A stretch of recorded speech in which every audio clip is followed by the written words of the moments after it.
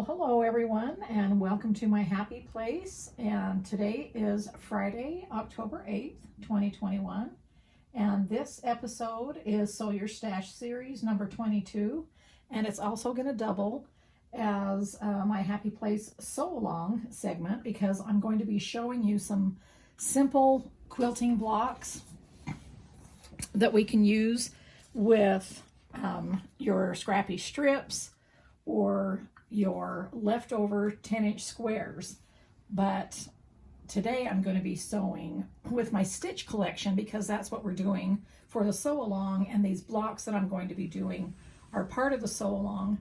But I wanted to put it as part of my Scrappy Stash series, because the segments that we're using are a 4.5-inch square, a 2.5 by 4.5, and 2.5-inch squares. And so that's for these 3 blocks, and we'll continue on for the sew along. For all of these blocks, there's 10 different ones. These are just repeated in here, but there's 10 different ones. Here, I'll just show you a picture of the quilt that we're doing for the sew along. So there's 10 different blocks that are 8-inch blocks here in the quilt, and they pretty much take these same size segments, which again is 2.5-inch squares, 2.5 by 4.5, and 4.5-inch squares. And these blocks happen to finish at 8 inches. And today I'm going to be showing you blocks 1 and 2 and then 4, because these are the most kind of similar blocks, and I just kind of wanted to explain about that. Now, so I've got a bunch cut here for those blocks, and then I've got some of the blocks already, those segments, you know, ready to go. But I wanted to talk to you a little bit about the cuttings. So if I was using my Scrappy Stash baskets, I would use my 2.5-inch strips and my 5-inch strips baskets, and I'd pull those out and just randomly cut from scraps. And I've had several people ask what's the difference of my rulers, because I know that I show my trim it rulers here a lot when I'm trimming up blocks. So you can see these are my trim it rulers, and you can see that they have diagonal lines like this and going across here.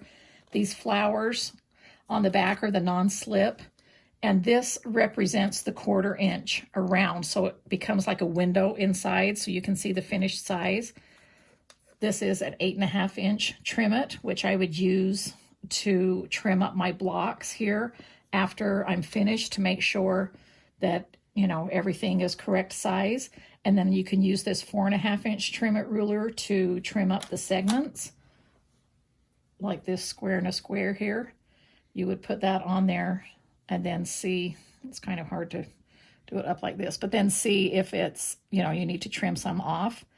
Now, I do have, you could use any 4.5-inch ruler to see if it's hanging off the edges, but the reason I have for the trim it up rulers is the lines like this that go every which way, is because if you just put a regular 4.5-inch ruler, you can see this is for cutting.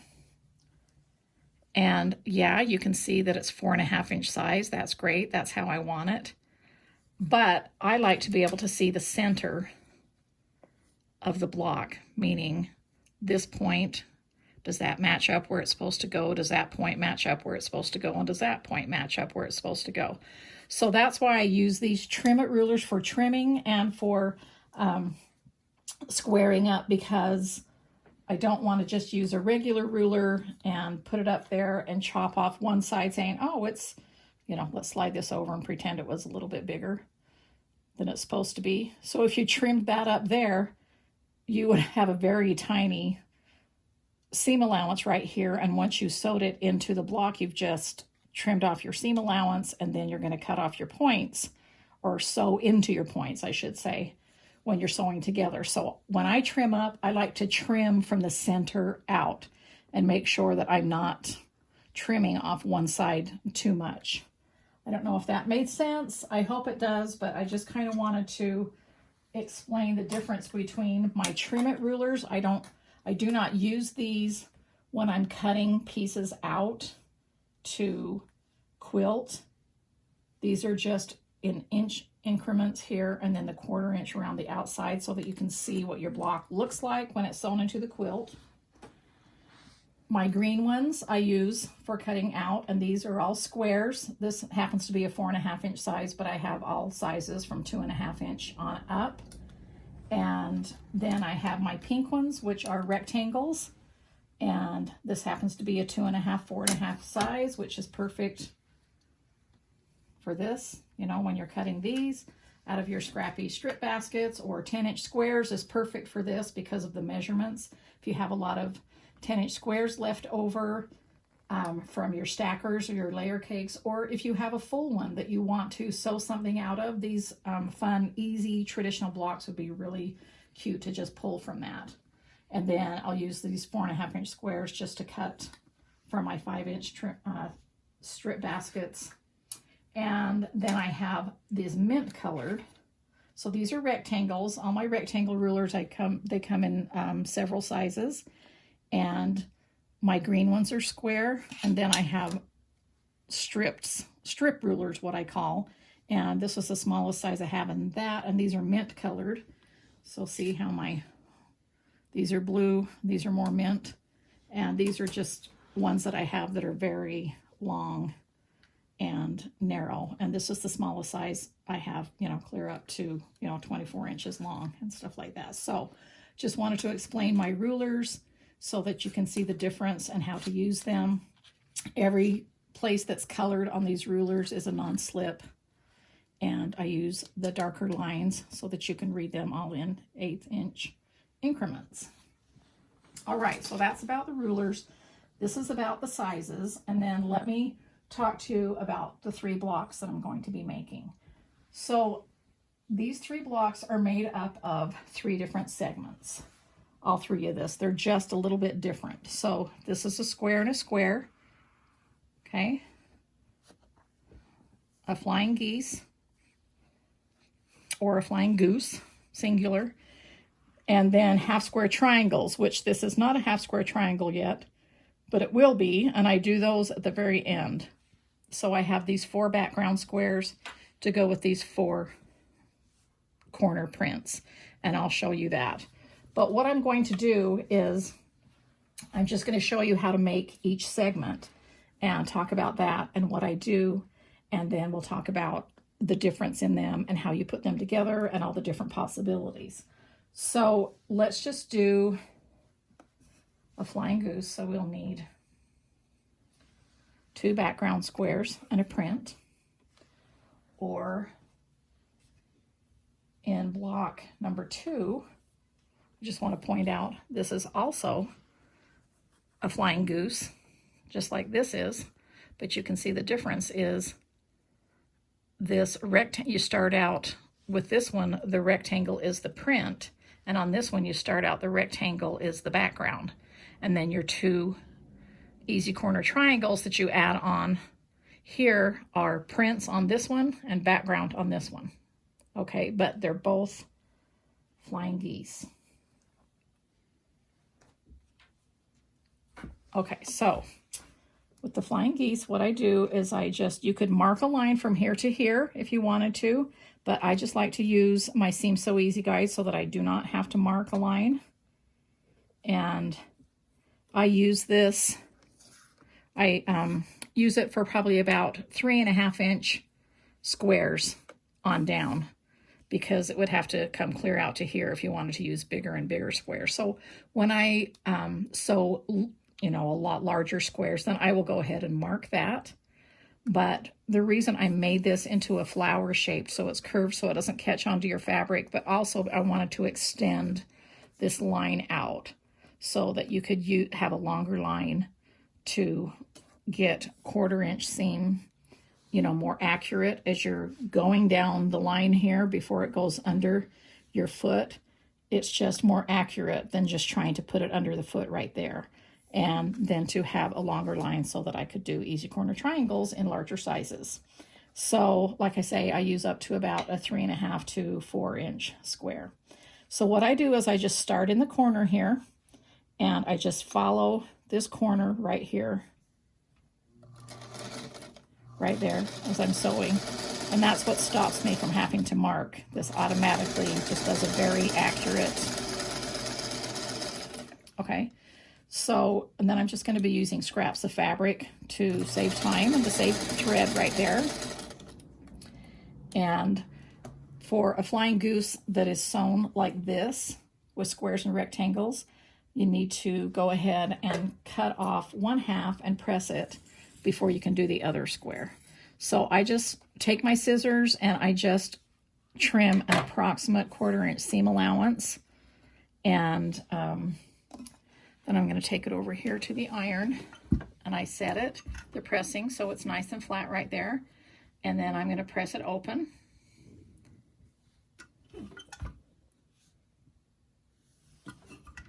And then I'm going to take one of these quilter's clappers and put on the top there and just let it cool down for just a few minutes. Now this, the heat is absorbed with this wood, and because of the weight of it, it takes all the heat out of this. And once the heat is gone, and because there's weight on it, then it will lie flatter. Okay, so now I've got this piece. It still measures 2.5 by 4.5, but now I've got a triangle on the side. Okay, so in days past, so I'm just going to do this the same way. So in days past, like in my grandma's day, they would make flying geese by cutting templates, like out of, my grandma used old cereal boxes or oatmeal containers or something like that for the cardboard to trace around. And that would be an included 1/4 inch seam allowance and all that stuff. I'm going to come over here, press that flat, trim it. And this block was kind of hard to do, meaning not really hard to sew, but hard to get accurate because of the bias and the bias on both edges here, because you were already cutting it on the bias. Now, when you're doing it this way, you're sewing first. You're starting out with squares and rectangles, and you're sewing it first on the bias, but it doesn't matter if you're sewing on the bias. It just matters when you're cutting on the bias, that's when it gets stretched out. So you've sewn it first and then trimmed it, and that way it doesn't have an opportunity to stretch out this way because it's already sewn. So see, the more I pull on that, that's not going to do anything. If these were not sewn together and I was pulling on that, like this, that I just trimmed on the bias, look how that can easily be stretched out. That is no longer a rectangle. I mean, a triangle. So now I just kind of like to do it this way a lot, especially when I'm doing with scrappy fabric or kits or things like that, that you can just concentrate on the same easy measurements, 2.5 by 4.5 and 2.5 inch squares. And this gives you a 2.5 by 4.5 inch rectangle right here. It's going to measure the same as this, what we started out with, but now it just has the easy corner triangles. Okay, it's pressed from the back. Now I'm just going to press that one more time because I normally let that sit there for a little bit longer. And put the clapper on top. And then I'm going to show you how to make the square in the square. So that's how all the flying geese are made. No matter what size any pattern is called for, you can adapt this method to that. And this one just happens to be 2.5 by 4.5. All right, so let's see, I cut some extra. Which one do I have? 2 extra one.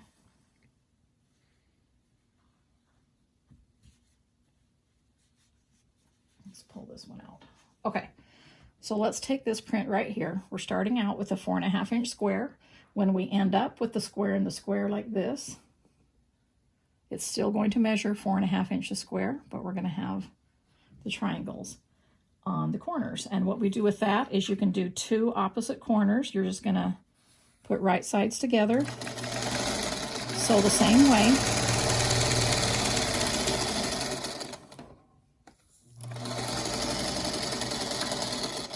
But before I trim and press this one, I can go ahead and do one on the opposite corner. So that's what I usually do, and I'm normally chain piecing these. So I'm not putting scraps of fabric in between each one, I'm just chaining more blocks.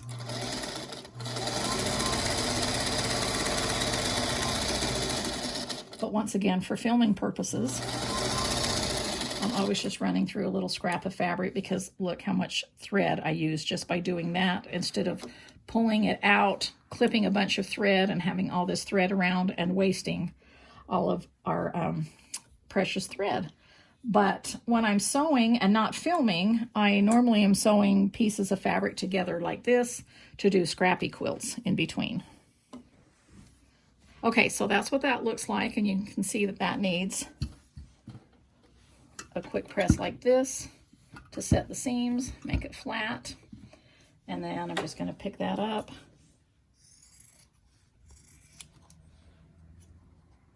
Trim those off. That's what's nice about that. You don't have to worry about an exact 1/4 inch seam because you've already sewn from corner to corner. And if you've cut accurately and, you know, set this up, then you won't have a problem with the accuracy.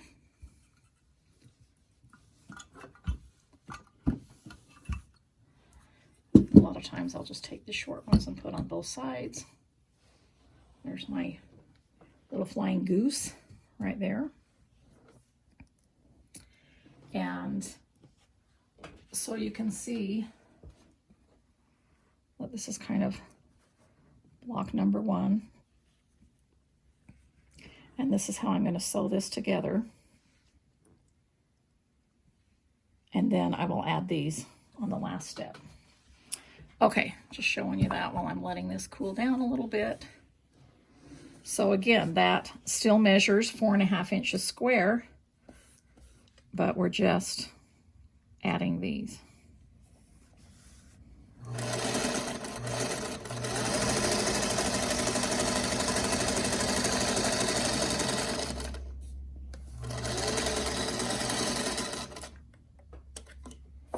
Okay, I'm going to add the other side.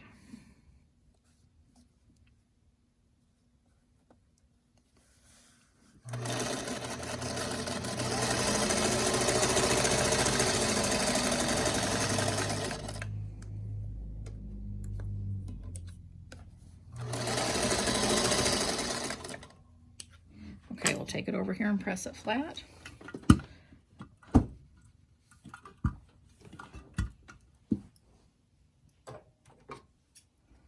And trim off these little extras.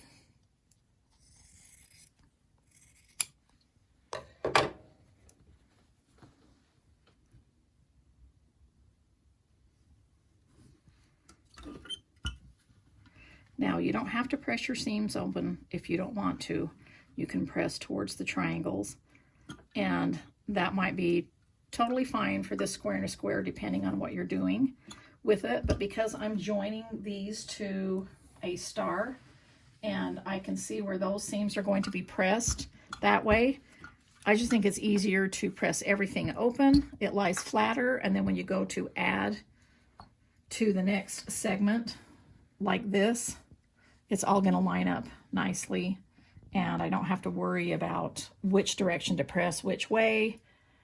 That just takes all of that guesswork out. I just press everything open when I'm doing blocks this small, and I just think it adds to the accuracy, and it just makes sewing more fun because I don't have to, you know, it takes a lot of the thinking out.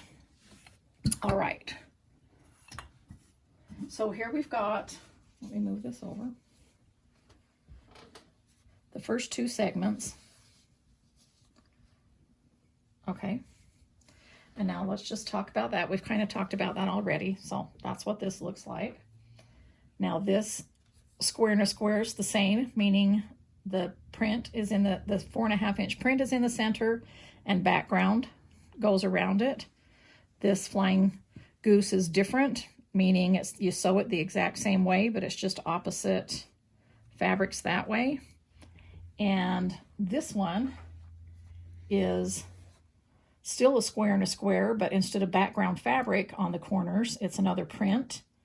And then this one are star points. Typically the star points are a flying goose, but they just look like this. You use the prints for the 2.5-inch squares, so those form your star points. And then this looks more like a goose in formation, which is where the name flying goose or flying geese came from.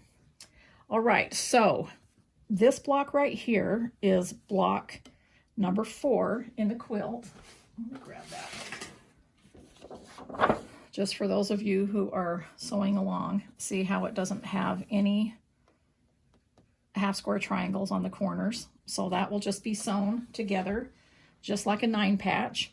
And when you're piecing a block like this, it's just a matter of doing each section or segment so that it's just a process of elimination. I've got all of the segments done, all the easy corner triangles, and now I've got 9 pieces here. So I just sew this into a 9-patch, meaning this row, this row, this row, and then sew the 3 rows together. And I will be pressing the seams open as well. Now this block right here is going to look like this. So you can see it right here, meaning it has half square triangles. Now you could take these to right here and let me just do that real quick. Just match them up.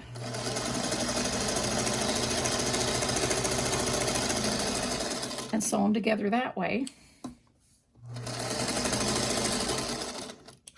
Okay, so go over here, press it, trim your seam, take it over here and press it open.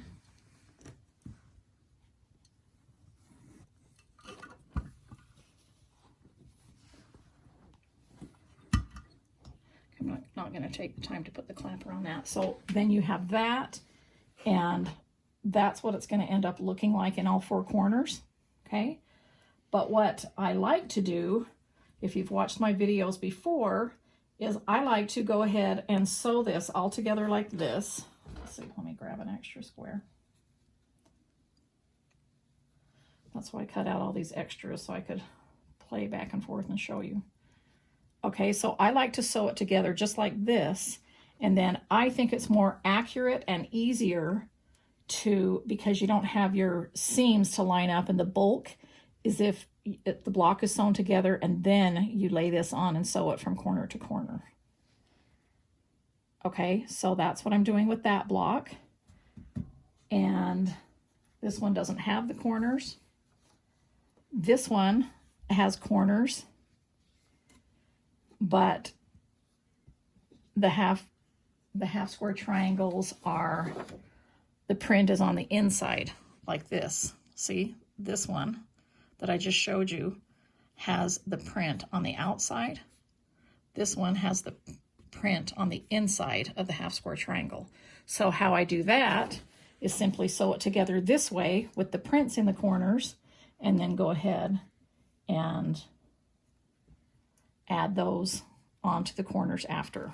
Okay, so that's what I'm going to do. I'm going to sew these together, and then we'll stop and chat for a minute, and then I'll do the half square triangles onto the block after they're completed.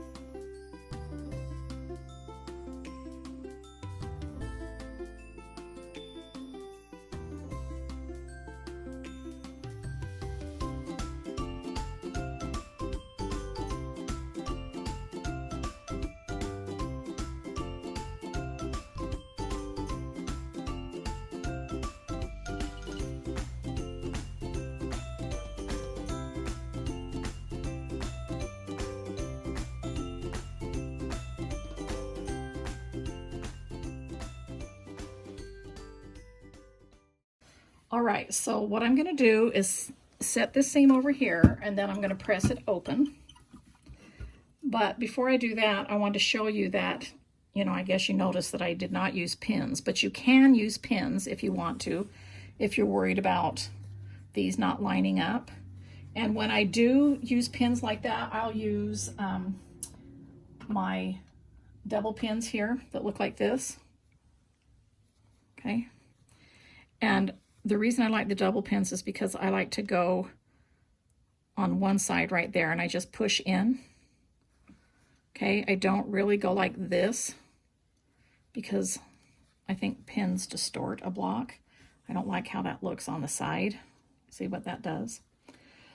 So I'll usually just stick it into this point right here, and then I'll just start sewing, and then when I get to that part, I'll just pull it out right when the pin gets there, or these are thin enough that you can sew over them.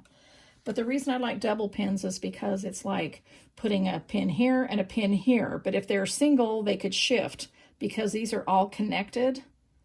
I really like that, to be able to just kind of poke those through and not have that shift back and forth. And so, you know, I know a lot of you out there are faithful pinners, and that's great. Go ahead and pin all you want. I just wanted to explain, you know, what I do as far as pinning and not pinning for me. So I'm going to go ahead and press these seams open, and then I'm going to go ahead and sew these together. And then once those are sewn together, I'll be right back to show you how I do the triangles on the corners. Okay, and so through the magic of time-lapse editing, these 3 blocks are sewn together. This should finish at 8.5, well, it finishes at 8, but it should be 8.5 inches square right now. And this is just a very simple traditional block, and with the flying geese, the square and the square, and just no half square triangles here. I love how that looks. That's always classic. Looks very similar right now to this one, except for it's just got the backgrounds there, which is also a traditional fun block. But this is the one that takes the half square triangles. So I'm just going to do those on the corners. And then this one right here just looks completely different, even though they're the same segments. It's just where you place the fabric. And then this one is turned this way instead of, you know, the points meeting here. So that kind of makes another square in the square here. And then I'll go ahead and take this bee background fabric and make easy corner triangles there as well. Okay, and then I'll just show you how I do that. I'll just chain piece these and do them at the same time.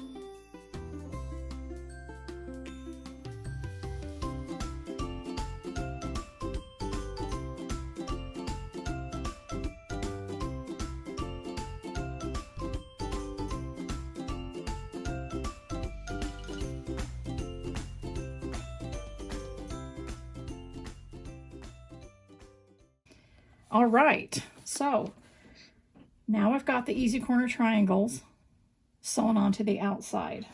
And I love how that makes them look totally different blocks. Like this one's kind of unique on its own anyway. But these two that looked so similar, you know, it really changes the look. But this would be really fun to put into a quilt together because they're star blocks. Another fun thing about doing easy corner triangles like this is you can do different scrappy fabrics, 4 different ones if you want, or just do them all the same. But when you join them together without sashings, then there's a secondary pattern here, and that's always really fun. But I like really playing with fabric, playing with just some simple shapes like this, you know, rectangles and squares, and just seeing what you can get out of them. And so this happens to be block number 1 in the sew along. This is block number 2 in the sew along. And this is block number 4 in the sew along. And I just kind of did this tutorial along with these 2 that we'll be doing on Monday on my blog. But just because they're the same kind of segments, so I went ahead and threw that in. And I just think it's fun what you can do with, again, just rectangles and squares. Now, what I did is for the sew along guide, I wanted to show you an extra little bonus things. For those of you who are just following my Sew Your Stash series and are not doing my Happy Place sew along, then I just want to let you know that this guide is a free download.